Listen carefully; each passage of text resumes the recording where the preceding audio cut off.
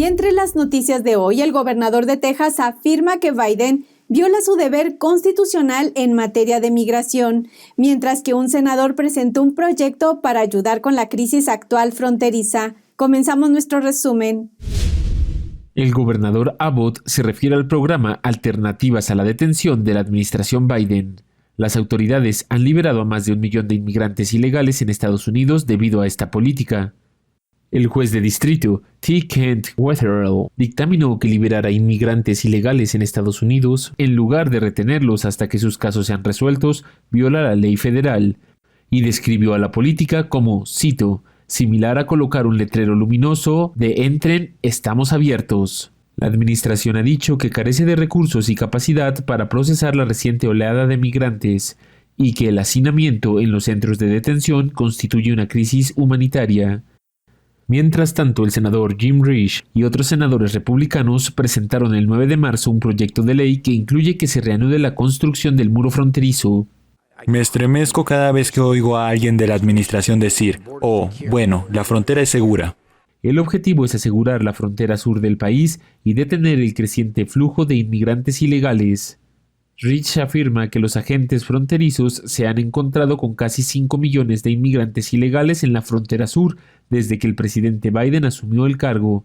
Los críticos de la política fronteriza de la administración Biden señalan que no solo cruzan personas, también cruza fentanilo letal.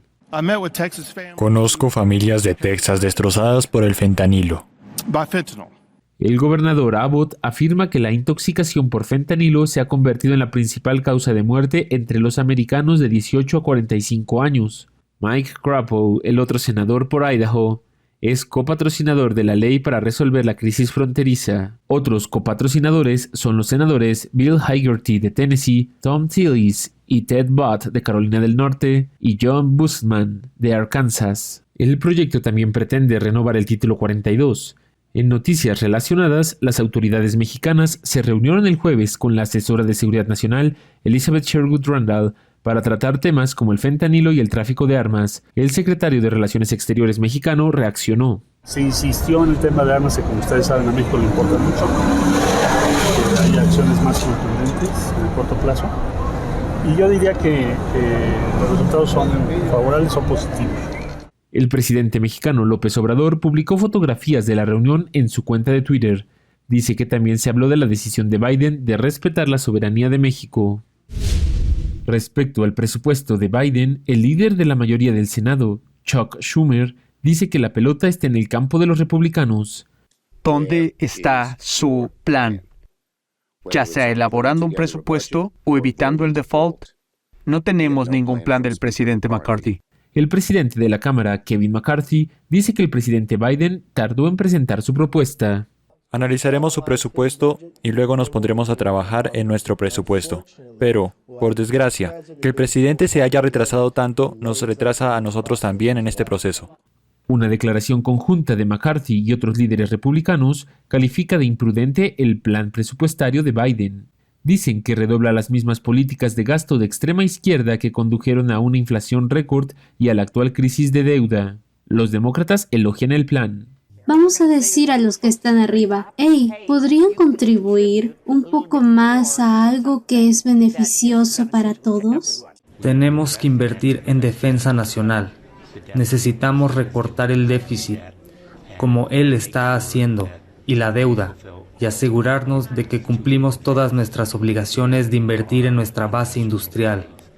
Al senador republicano Josh Hawley se le preguntó si el presupuesto de Biden estaba condenado al fracaso. Al 100%, absolutamente.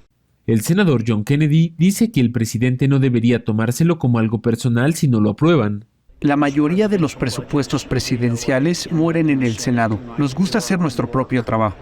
Kennedy dice que el presupuesto de todos los presidentes de los tiempos modernos se ha convertido más en un mensaje que en otra cosa. Le está diciendo a sus partidarios, miren, ¿saben en qué creo? Creo en un gobierno más grande, impuestos más altos, más gasto, más regulación, más deuda.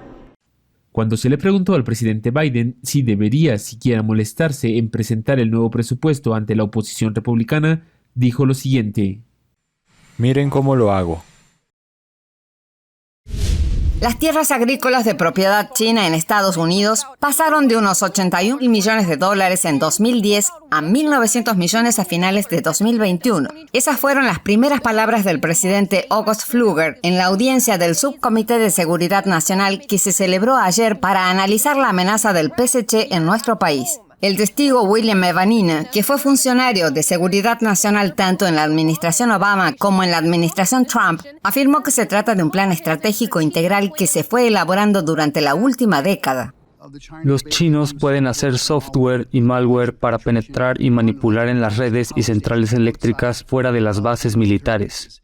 Es importante señalar que no hablamos de ciudadanos chinos ni de estadounidenses de origen chino, estamos hablando específicamente del gobierno de China.